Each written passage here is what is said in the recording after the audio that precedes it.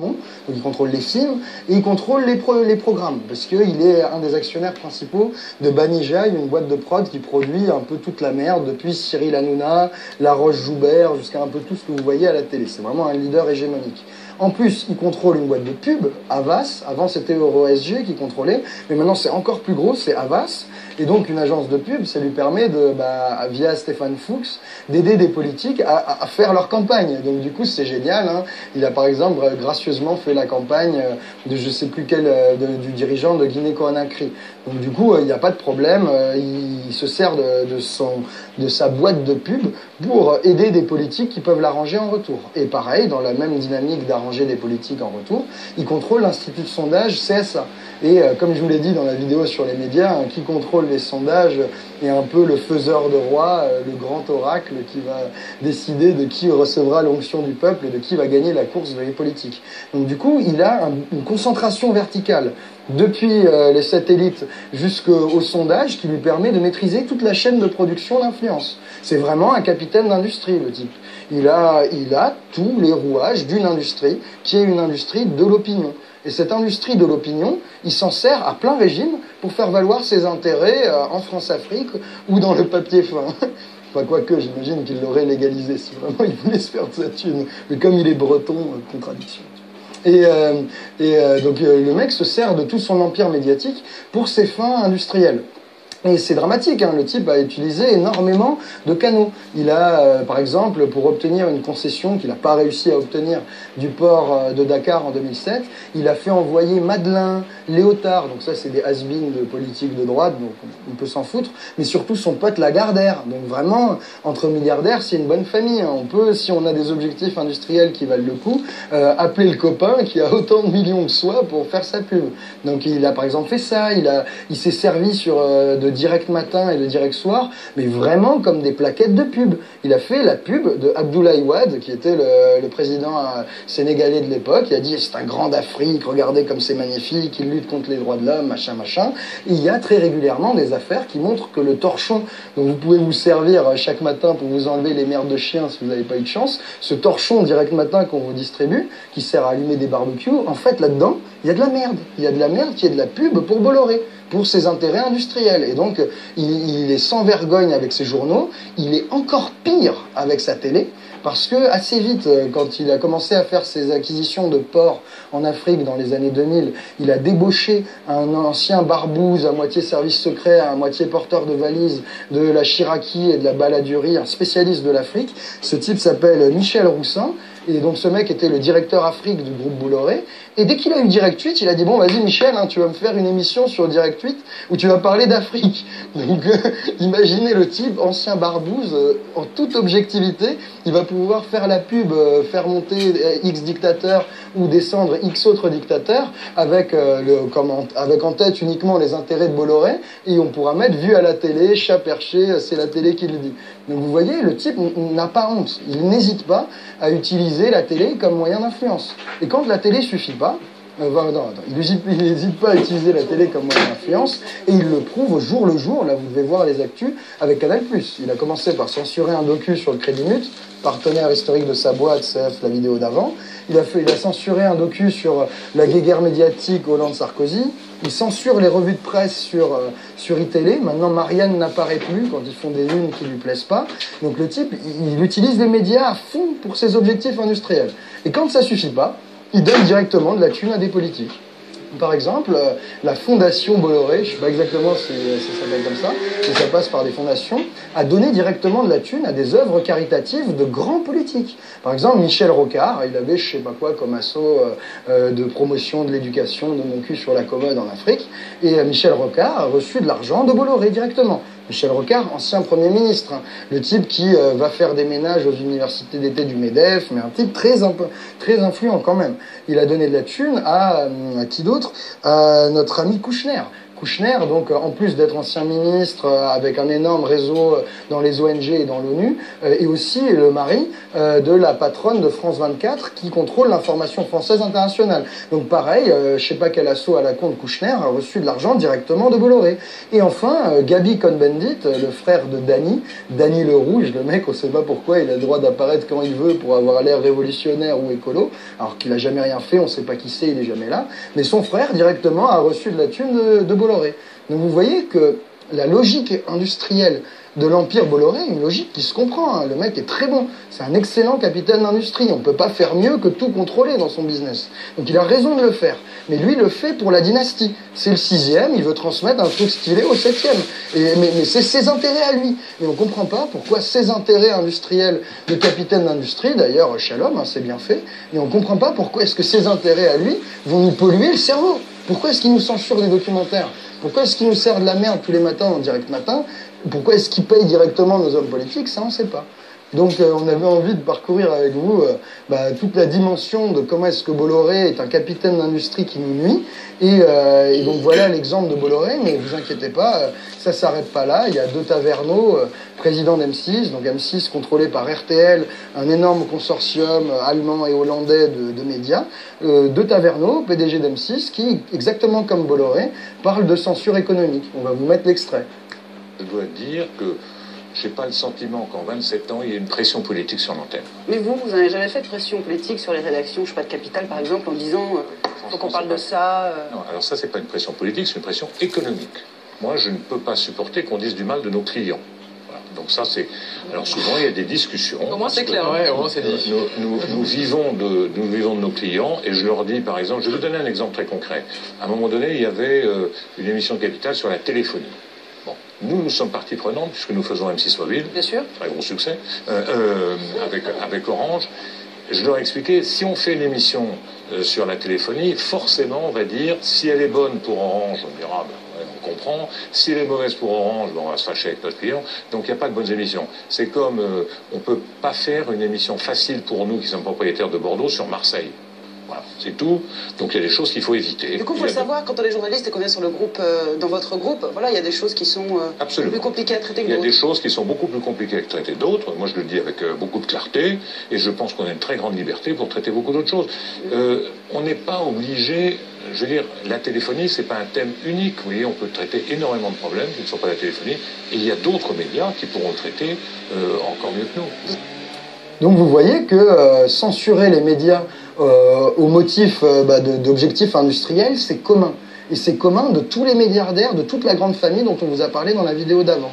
Donc voilà, à travers l'exemple de Bolloré, une illustration de à quel point c'est rationnel pour les milliardaires de contrôler notre information. Et donc, c'est le sous-titre et c'est la fin, à quel point est-ce que c'est nuisible pour nous. Donc on peut continuer à fumer son papier, mais ce serait bien d'éteindre sa télé, hein, parce que ça pollue à la fin. Merci les amis. Voilà. Voilà Bolloré, toujours Bolloré, Bolloré. Donc Bolloré, il tue immensement en Afrique, et un grand voleur. Hein, Bolloré. Maintenant, nous allons suivre quelque chose d'intéressant. Oui. Bolloré, il tue pas mal de vies. Vincent Bolloré se croit à l'époque de Léopold II, où ce qu'il peut exécuter immensement des Congolais. Et Bolloré est content. Il est joyeux. Il se dit qu'il peut tuer des Congolais comme il veut. Voilà, Bolloré. Bolloré. Oui. Maintenant, nous allons passer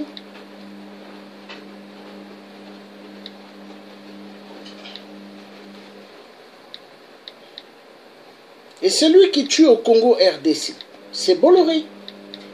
Bolloré. Le patron Bolloré. Oui. Il tue pas mal de Congolais. Parce qu'il s'est dit autoritaire. Il se dit qu'il a le droit.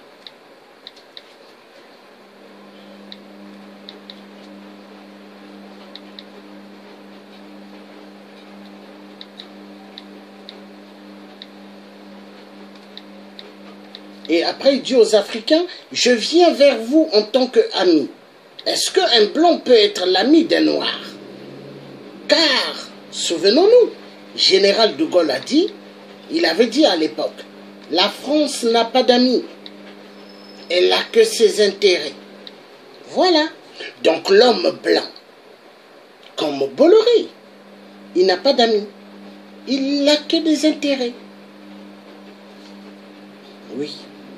Et l'Africain doit bien comprendre que Bolloré est un homme excessivement dangereux pour l'Afrique. Oui. Un homme excessivement dangereux. Un homme qui veut la perte du peuple noir. Vincent Bolloré. Oui. Oui. En tout cas, bon, on verra, parce que dire aussi que ça ne concerne en rien l'Afrique, président Madakani, ce serait un peu, est-ce que ce ne serait pas écarter l'Africain dans les prises de décision qui le concernent? Notre aîné a été débordé par le mot. Notre aîné Basileki sait très bien que l'Africain, il est le premier à gagner parce que ce qui se passe là est la confirmation du combat qui mène ici depuis 7 ans. Il se bat pour que des gens comme Bolloré disparaissent du continent africain. Donc, l'Afrique gagne beaucoup dans ses affaires Bolloré. Premier gain, je vais démontrer ce que je dis. Le premier gain de l'Afrique, en général, et du précaré français, c'est que vous avez un affaiblissement des clients de Bolloré qui veulent prendre le pouvoir dans vos pays pour continuer la France-Afrique. En renouvelant ce bloc, c'est mal généreux. Et bien, le professeur Basileki l'a dit tout à l'heure concernant le projet de M. Macron. Vous voyez qu'on se rejoint avec lui. Donc, vous avez un affaiblissement de ces clients. Et alors, il faut insister là-dessus. Parce que le procès de M. Bolloré, tout ce qu'on voit là, pose le problème de la France-Afrique. C'est tout. C'est quoi la France-Afrique? C'est l'alliance de la France, de l'État français, des réseaux de l'État français et des mafias locales dans les pays du précaré français pour bloquer la libération du continent africain. Et aussi par ricochet depuis la France. Mais ça ne me regarde pas. Les Français, tôt ou tard, devront se lever pour défendre leur pays. Ils croient qu'ils sont libres. Ils ne sont pas libres. Ils le comprendront aussi. Donc, sur le plan politique, l'affaiblissement de M. Bolloré, pardon, le procès de M. Bolloré signifie un affaiblissement politique direct des mafias locales qui portent, n'est-ce pas, ce monsieur et ses méthodes. Et c'est vrai dans le cas du Cameroun. Nous avons salué tout à l'heure l'acte du ministre Issous, dont la position est claire.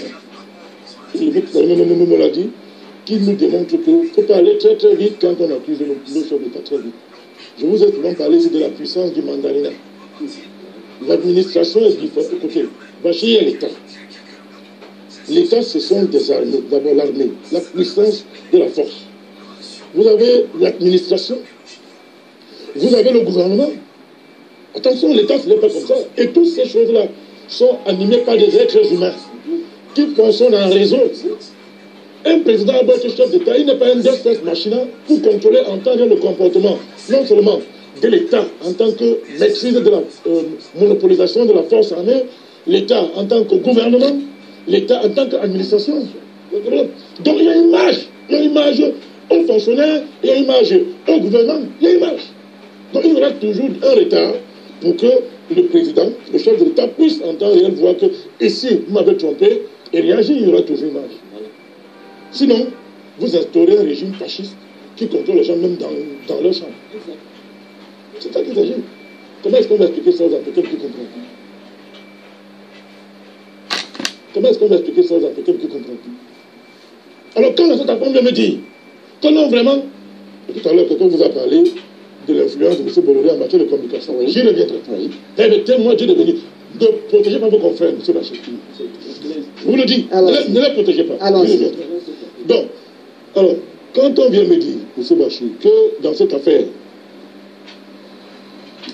Bolloré, c'est-à-dire, Bolloré traite avec les présidents africains. Donc, dans cette affaire, il faut même plus condamner l'Afrique. Pour la simple raison que c'est la justice française même qui vient maintenant l'arrêter. Et du coup, ça aboutit à quoi? les Africains sont des feignants. Dans cette affaire, la France est victime et bourreau. Et donc, la France nous aime tellement. Elle a pitié de l'Afrique qu'elle nous aide à nous débarrasser de gens comme Bolloré qui sont français. C'est ça qu'il s'agit, M. Bachir. Il ne faut pas accepter ça. Quand deux crapules sont sur une table, vous ne dites pas qu'il y a un crapule qui est moins que l'autre. Vous condamnez les deux crapules, bien taisez-vous. Parce que la crapulerie, c'est la crapulerie. Et dans le cas d'espèce, nous démontrons que dans cette affaire, ce n'est pas ce qu'on croit. Les présidents africains sont dans des situations qui sont complexes. Bon, les gens qui n'ont pas compris, qui me m'assument, il ne faut pas les défendre. Lui-même dit qu'il est ce qu'il est. On n'a pas les défendre. Oui, on n'a pas les défendre. Voilà. Donc, premier gain, c'est l'affaiblissement de la clientèle politico-administrative qui porte M. Bolloré et son projet. Premier gain. Donc, ça veut dire qu'au Cameroun, tous ces gens au Cameroun qui se sont organisés pour travailler à Bolloré contre le Cameroun et qui ont accumulé des trésors de guerre et qui sont protégés par les réseaux de Bolloré, y compris en France, les hommes politiques qui travaillent avec Bolloré, nous comprennent que les choses ne se passeront plus comme ça et que Bolloré n'est pas si fort que ça. Alors, c'est une victoire. Mais, et donc, Bolloré, enfin, et donc Vincent n'est pas tout puissant. Je parle des gains politiques. Ils sont en train de vous raconter les choses. Ils sont en train de comprendre qu'ils ne sont pas tout puissants. Et n'ayez pas honte. Nous avons été les premiers ici à faire cette affaire une affaire d'honneur. Si vous ne voulez pas assumer ça, moi j'assume. J'ai dit ici que dans les semaines, les mois qui viennent, ça sera ce voyou de Bolloré pour le Cameroun.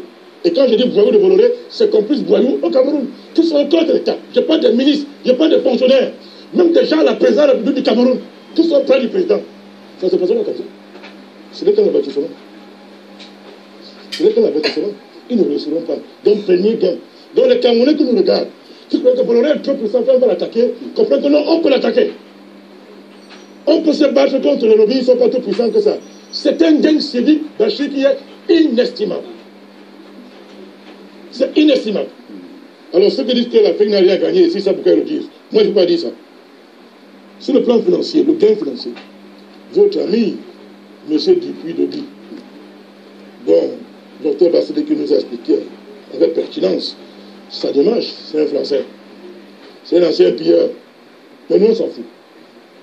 Comme ils utilisent nos contradictions, nous aussi, on fait ça de leurs contradictions. Vous avez très bien fait de nous amener sur cet expert, M. Jacques Dupuy-Deby. Vous avez bien fait, vous félicitez pour ça. Mais nous ne sommes pas d'amis, on connaît. On sait que M. Dupuy, ce n'est pas notre ami. C'est un Français. Il a gagné la marque française, peu importe, mais nous saluons le fait qu'il a eu le courage de venir, accepter de venir intervenir ici pour conforter tout ce que nous disons ici depuis 5 ans. Donc, à ce niveau, il y a la baisse des coûts des services portuaires. Il vous a démontré. M. Bolloré surfacture les services à 3. Il y a une surfacturation, il y a une triple facturation des services sur M. Bolloré. C'est ce que vous avez dit. Donc, si M. Bolloré n'est plus là, vous gagnez immédiatement.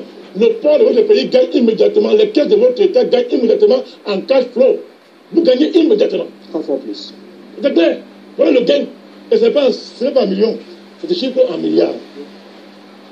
C'est ce surplus de surfacturation que M. Bolloré partage à vos ministres corrompus, à vos fonctionnaires corrompus du Cameroun.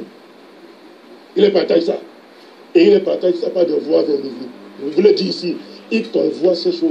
C'est son travail, il sait le faire. Du coup, donc, comme vous l'avez arrêté M. Marapa, qui était l'ami de Bolloré, qui le recevait dans son palais à Marouaré, on vous dit que non, il n'y a aucune preuve contre M. Marapa. On dit, vous avez une complicité intellectuelle, donc il n'y a aucune preuve contre lui. Eh bien, monsieur, il y a les preuves. Nous savons comment ça fonctionne. On vient de vous dire ces choses-là. Donc, vous avez les gains financiers, le pays gagne. Vous avez le gain économique, M. Bachir. C'est quoi le gain économique, M. Bachir? C'est l'émergence d'une compétence locale. Enfin, ce processus pose aussi le problème de la capacité de nos États à faire émerger une compétence locale dans la logistique portière. Quand est-ce que les Africains vont maîtriser leur port sans appeler monsieur Dupuy, sans appeler des bandits comme Bolloré et les autres? Nous ne sommes pas les êtres humains. On n'a pas l'intelligence. Vous devez aller là. Nous avons des experts. Moi, je connais des experts pour le Cameroun, j'en connais. Des gens très compétents et très brillants. Ils ont seulement besoin du soutien de l'État. Ils ont besoin d'une politique qui vise à faire émerger une compétence locale dans la gestion de la logistique portuaire au plus haut niveau. Il y en a au Cameroun. magistrat, des gens comme Bolloré, avec la complicité des petits fonctionnaires voyous, comme ce monsieur Ababa, qui était là à la Banque mondiale. Demandez à la gens, on lui a dit que monsieur, vous faites le faux chez vous. Vous falsifiez les offres chez vous, vous les truquez. Monsieur, allez d'abord arranger ça. Ce monsieur est venu ici, qu'est-ce qu'ils ont fait? Ils ont créé la mafia pour liquider justement tous ceux qui soutenaient la vérité dans la concession, dans l'attribution de la concession portuaire. Monsieur Dupidi, lui, a été là victime. Vous comprenez? Alors quand il est en prison, je dis, maintenant me dit qu'il est innocent parce qu'il n'y a pas les preuves. Vous êtes sérieux? Quand les gens sont venus de mettre pour effacer les preuves, monsieur, il y a toujours un grève à chaque. Même Dieu, dans ses effets contre eux. Alors, donc vous avez la problématique de l'émergence d'une compétence locale, M. Bachir, en matière de maîtrise dans le défi portuaire. Les Camerounais, les Africains ont les capacités de le faire. Il faut seulement une politique. Bolloré n'est pas un magicien. C'est parce que l'État français, dans sa criminalité internationale, a une stratégie pour faire émerger les Bolloré. Faites parler dans votre pays. On peut le faire. Ça pose ce débat sur la table. Le gain social. Vous avez un assainissement de mœurs dans vos pays, monsieur. Quand on lutte contre la corruption, comment? C'est en traquant les corrupteurs et les corrompus. Il n'y a pas de vol sans receveur. Vous traquez les deux. Donc quelqu'un, il est volé, le receveur, le tout volé, il est tout ça. Il est receveur, il est volé, il est tout. Donc, vous avez un assainissement de mœurs. On vous dit tout à l'heure, monsieur, depuis que je vous dis, ce que nous avons ici depuis, docteur Bachelet qui est avec nous, que ce monsieur instaure les monopoles. Donc il élimine la concurrence. Ce qui est anti-économique d'après la théorie libérale de l'économie. Moi, je ne suis pas un libéral, je ne suis pas cette fanfaronnade. Mais on vous dit que bon, oui, docteur, on se comprend. Donc, alors ils vous disent qu'il faut assainir, hein, il faut qu'il y ait de la concurrence. Monsieur Bolloré instaure d'abord le monopole. Maintenant, il élimine cette concurrence. Ça veut dire qu'après d'éliminer tout ça, pour vous instaurer un monopole machine, il faudrait qu'après la réglementation qui conforte, qui conserve votre monopole.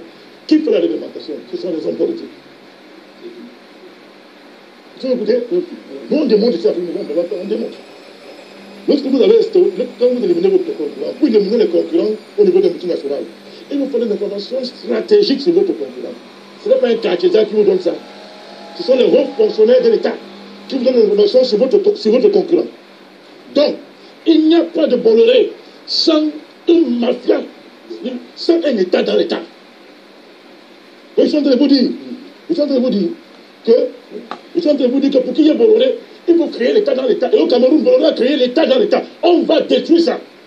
Avec la vue du chef de l'État ou pas, on va détruire ça. Alors, avant de vous retirer la parole, puisque nous sommes assez nombreux, comment est-ce que le Camerounais que vous êtes, le Camerounais, le citoyen, je laisse l'homme politique, le citoyen que vous êtes, comment est-ce qu'il peut comprendre la coïncidence qu'il y a, ou plutôt ce qui arrive à la fois à Nicolas Sarkozy et à Vincent Bolloré, quand on est Camerounais?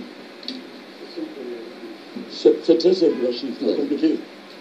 C'est très simple, M. Rachid. C'est comme si vous me demandez, je prendrai un exemple pédagogique. D'accord, vous comprenez tout à l'heure. C'est-à-dire, vous savez, si un arbre tombe, il tombe avec ses branches. C'est pas ça? Quand un arbre tombe, il tombe avec ses branches. C'est tout. Donc, Sarkozy ne peut pas s'effondrer sans que Bolloré s'effondre, vice-versa. Quand on va commencer par Bolloré, Sarkozy devrait tomber. Pourquoi? C'est une association de malfaiteurs.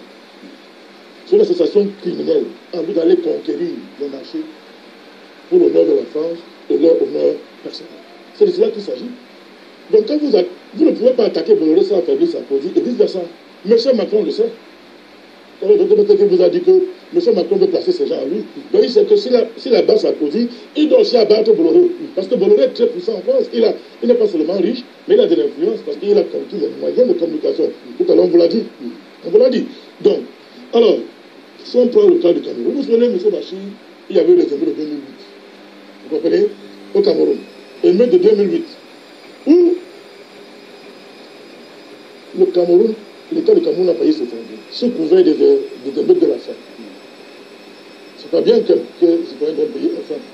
Mais derrière ça, il y avait quoi? Durant ces émeutes Bachir, des pans entiers de l'État en matière de sécurité avaient disparu. Ça veut dire qu'on appelait des commissaires sur le téléphone, des commissaires spéciaux. Ils ne répondaient pas pendant 3 jours. Ils étaient où? Alors, Pourquoi ça m'a fait de mettre de l'affaire? Pourquoi les commissaires de police, je le dis, je parle à Cameroun, comment des hauts gradés de la sécurité, tout durant ce jour, devaient travailler pour ce nuit et jour. On disparaît pendant 3 jours pour apparaître encore. Non, de les émeutes avant notre projet, avait un coup d'État. M. Sarkozy voulait placer ses hommes au Cameroun. Parmi ces hommes, Marapa. Oui, derrière ça. Vous me demandez le lien, voilà le lien que je vous dis. Et au Cameroun, quel était l'ami principal de Marapa? C'était M. Bono. Il le recevait dans sa maison de Mawaré. À quel titre il le recevait? C'est pas l'amitié, votre ami, c'est quoi? À quel titre? Il traitait de quoi? Donc le lien est clair, M. Bachir. Le lien est clair entre la construction de cet empire, M. Bono, dans un pays, et le fait que l'État est en danger. Partout où il entre, soit l'État est sous ses bottes, soit l'État est en danger. Monsieur Bolloré ne va jamais rester tranquille. Tant qu'il n'a pas au pouvoir des gens sûrs pour garantir ses contrats. Je termine. Vous voulez que je vous pose la parole? Je termine en disant ceci. Monsieur Doudou nous a parlé de la communication. Vous me dites pourquoi en Afrique, aucun média ne parle de l'affaire Bolloré? C'est la question qu'on s'apprête à poser. Non, c'est ça, mes amis. Je vous dis, ne les défendez pas. Non, on ne défend pas. On ne défend pas, ok? C'est la même question qu'on pose à Jean-Pierre. Donc je me demande pourquoi en Afrique, aucun média, en dehors de la média, ne parle de l'affaire Bolloré. Je suis au talon du Cameroun. Tous les médias du Cameroun sont en train de défendre M. Bolloré. Tous les médias. Je dis que tous les médias locaux du Cameroun, je n'ai peur de personne. Ils défendent M. Bolloré. Vous me demandez pourquoi? M. Dobi vous a dit qu'il est influent. Vous allez comprendre pourquoi nous avons enlevé, n'est-ce pas, dans ce bout d'affaires, dans le bouquet de Canal+. Vous allez comprendre pourquoi. Et ce bouquet appartient à qui? M. Bolloré. S'il peut vous enlever, il peut vous interdire de l'attaquer. Vous allez comprendre pourquoi on a créé des chaînes pour concurrencer Afrique et qui était derrière ces projets-là. M. Bolloré et ses clients locaux, dont un certain CNC. Très bien. Merci, Président Badakani. Jean-Arthur Aoumoué, justement, c'est par cette question que l'on vient à vous. C'est des médias africains, malheureusement, sur cette affaire de la mise en examen de Vincent Bolloré.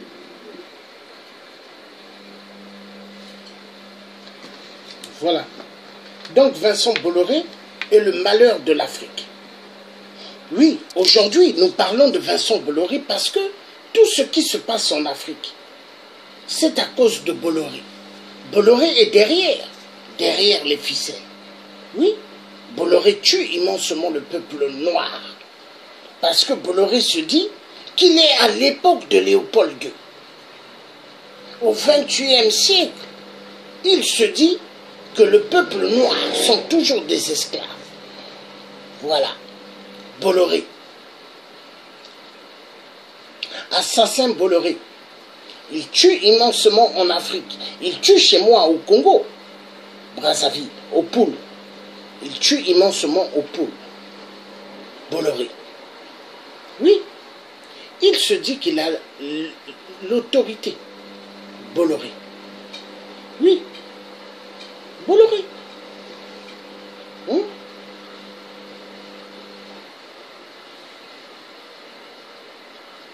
Bolloré, le tueur des tueurs.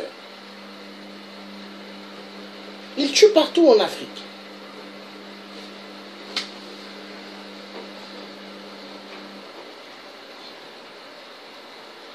En 2018, l'Afrique apparaît toujours comme un continent colonisé. Après la mise en examen et la garde à vue de Vincent Bolloré à Paris sur les trafics et les